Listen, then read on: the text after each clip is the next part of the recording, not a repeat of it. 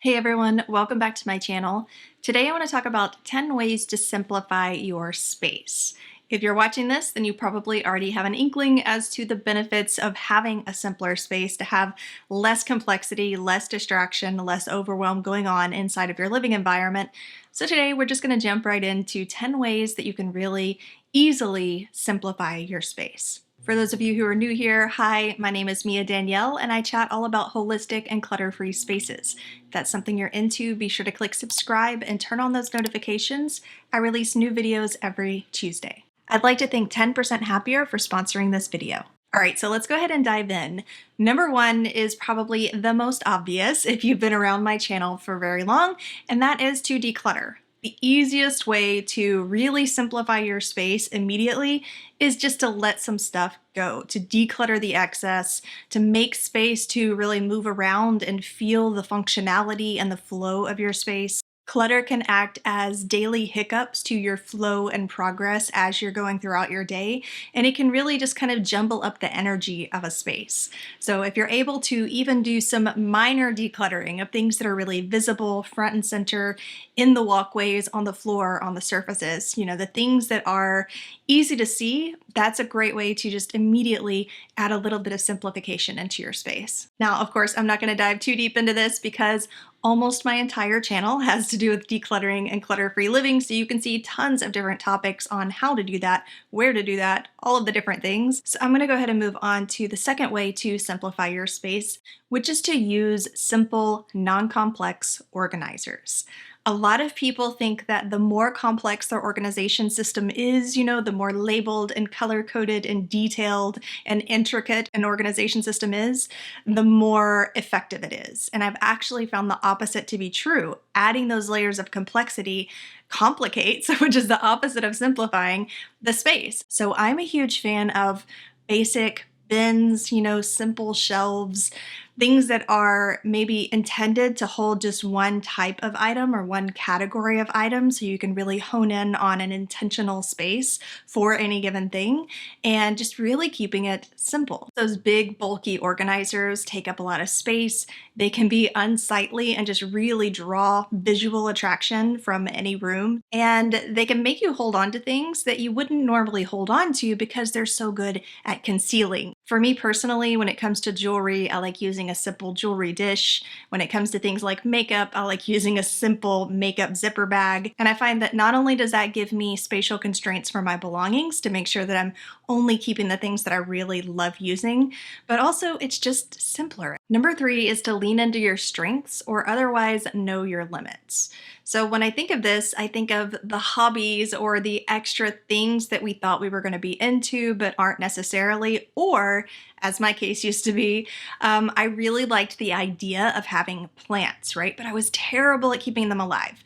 I didn't feel like watering them and pruning them and doing all the things that you need to do to plants. And so I had a lot of plants that were constantly dying just in the background, like wilting and dying. It was really sad to look at. And so I had to get real with myself. And I think that a lot of times we have to get real with ourselves about what our strengths are, what our weaknesses are, and what our limits are. Like, are you really going to feel like investing the time into some of these things that you own? And if not, then they're complicating your space.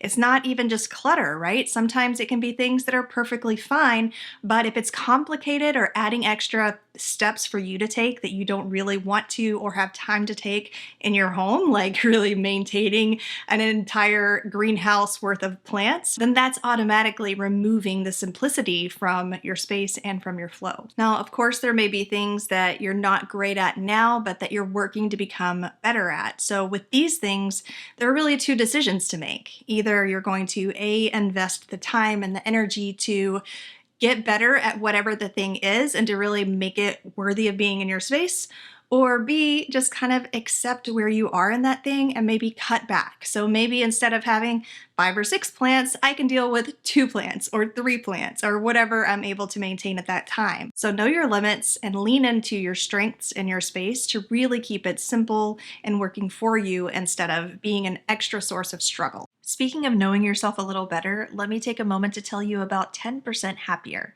They're my sponsor for this video. 10% Happier is a meditation app, but it's so different from the many meditation apps I've tried. It's relatable, even to the skeptics and realists of the world. I don't feel like I have to become some other person and put on my super spiritual cap in order to meditate. It's also not just meditation. There are short, digestible lessons based on real-world experiences that anyone can relate to, followed by a relatable meditation practice. One issue that I found with other apps is that they use the same speaker every time, so if you don't like their voice, you're out of luck. 10% Happier has several different teachers and science experts. I listened to intros of multiple different people to find the voices and the tones that worked best for me. I really like listening to Joseph Goldstein. Go to 10%.com/Mia to get a 1-month free trial of the 10% Happier app and access to simple exercises that can help you with life's challenges. Number 4 is something that I've talked about quite a bit, and that is to get a memory box. There are some things that you want to hold on to that are sentimental, and having some kind of dedicated space for those things makes it to where you can more quickly and more easily go through things that otherwise you would have put off because it was going to be stressful or it was going to be emotional, So I feel like it gives you a little bit of relief and a little bit of a reprieve, and it gives you spatial constraints for the things that you want to hold on to. It can be simple to have an emotional backup for the belongings that are emotional to you. It can be simple to not have all of those things constantly pulling at your attention and your energy and your emotions because they're always out front and center, and to have a spot where you can go to really get into those emotions and dig into the memories when you want to, so that you're not constantly feeling emotionally bombarded or emotionally complicated every time you see these things. The 5th way to really simplify your space is to go small. And really, when I'm thinking go small, I mean, don't go bulky. So whether you're looking at a giant elaborate floor lamp or an air fryer that's going to just take up half of your kitchen space. The large, bulky things that we try to fit into any given room take away a little bit of the simplicity in that space. You have less visual space to look around. Sometimes you even have less space to walk around or less counter space to be able to use, and it can be really visually distracting too. A lot of homes have an open concept kitchen and living room to where they're kind of merged together, right? So maybe in the living room you have a big bulky couch and you have a big elaborate floor lamp that's right next to it. And then right next to that at the kitchen, you have a big diffuser that's just sitting right front and center on the table, something that looks large and decorative and maybe smells great. But then on the floor, on the other side of the kitchen, you have a giant air purifier, that's like constantly running. And so all of these just big, bulky things, when you look at one, it might look fine. It might even look really beautiful, right? But then when you add all of these large things into a space, it really quickly starts to detract from the space. But if you still want to have all of those things, then I recommend trying to look for smaller or sleeker versions that aren't quite so obtrusive. Number 6 is to minimize your groceries. It can be really easy to go into a grocery store, and especially if you're hungry or if your kitchen was really empty, just start looking at everything that looks good to eat. And you can really quickly fill up a cart or two and bring home a whole bunch of groceries. And I've had this problem too. I've said before that I've had an issue with going to Trader Joe's and trying to buy out all of their salads and then not having enough time to actually eat all of those salads before they expire. So adding a little bit of reality to your grocery shopping trends and how much food you and your family are actually eating on a daily basis, like being real about the things that you're going to eat and the quantity that you're going to eat can really simplify your space in a number of ways. You're not going to be losing food in the back of the fridge. But then also there's the complication of having to waste and throw out food that's perfectly good, which can make you feel guilty, and then you're irritated with people because they didn't eat all the apples that you bought, and now they're wasted and you're having to throw them away. That is emotionally not very simple for your space. On the other end of that, if you have all of this excess of food, maybe you'll feel the need to overeat, and then you're packing on the pounds, and that's stressful, and that's not adding any levels of simplicity to your space. So keeping the groceries minimized is a great way to really simplify your space and the way that you use it. Number 7 is to use fewer cords and plugs. And you might be thinking, well, how am I supposed to do that? I have these things, they need to be plugged in, therefore, but then when you have a space that has just giant black cords or multicolored cords because you have so many different things and they're strung across the room or down the wall, and I've actually had to live in that situation before where we had 2 cords going down the wall, it drove me insane. It really complicates the space in a number of ways. I mean, it can be a tripping hazard, it can be a danger like a fire or electrical danger, it's visually unappealing and visually distracting, and then also whenever you need to find a plug, then you have this whole complication of, well, where am I going to plug something in? And so I always like to have free plugs. My plugs in my space are never totally taken up because I think that that's stressful. But there are some ways that you can work around this and try to at least minimize the cords and the plugs that you're using. So even if you're just using a power strip, obviously not overdoing it with a power strip, but they are created in order to hold a certain amount of electrical wattage. There may be some instances where you're able to go cordless. Things like small kitchen appliances, for example, that don't need to be plugged into the wall because you have a battery operated feature that works just fine because you're not constantly using the kitchen appliance. And also finding appliances that are versatile. We have a PlayStation, and the PlayStation operates as a DVD player and a media player, and so if you have like one type of appliance that can cover multiple types of functions and still just take up the same amount of space, then you're also saving on the plugs and the cords. The 8th way to really simplify your space is to limit your options. This can be looked at in a number of different ways, whether we're talking about minimizing your wardrobe, which obviously has a huge impact on your ease of getting ready in the mornings and your ability to find the things that you're looking for, but even on the most basic level. Like I think of toothpaste. Let's say you've accidentally bought 2 different things of toothpaste, and now you go to brush your teeth in the morning and you're like, this one has a slightly more cinnamon flavor, this one's a little more minty, do I really like spearmint? Like just all of these little decisions, and you're kind of going back and forth about toothpaste, right? Just the simplest things. If you have 3 different shampoos that are sitting around in your bathroom, that's a decision that you have to make every time you take a bath.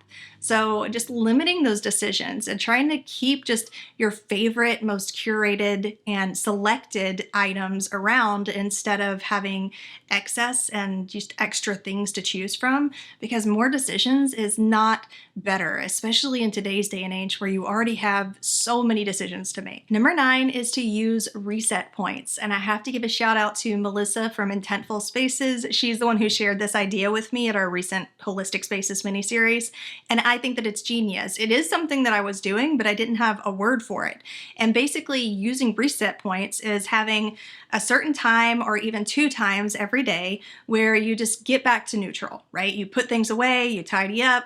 That way you're not having to wait until right before bed or wait until like a week later when things have really piled up. So this can be great for just keeping up with your space and also keeping a simple system going inside of your home. So if you have kids, it can be great for them to know, well, at this time and this time, we're going to be tidying up so I don't have to worry about it the rest of the time. You don't have to be like following behind them and cleaning up as they're playing with things. Having those reset points where you know that you're not going to have to stress out about where things are going to go because they're going to go back to neutral regardless at a specific time every day. And the number 10 way to really simplify your space is to go analog when possible.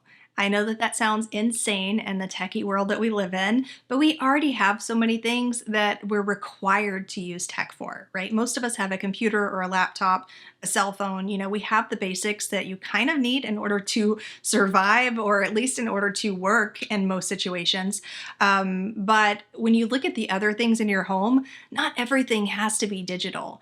And a lot of times the things that are analog and cordless and a little bit going back to the manual physical touch type of use have a lot more design mastery in them. And it's actually been proven that we use things, and we use things more happily whenever they look nice and interesting to us, as opposed to having so many different digital things with different flashing displays. And when the electricity goes out, now you got to go set like 5 or 6 different clocks on all of your devices. And again, you've got the cords and all of the different things.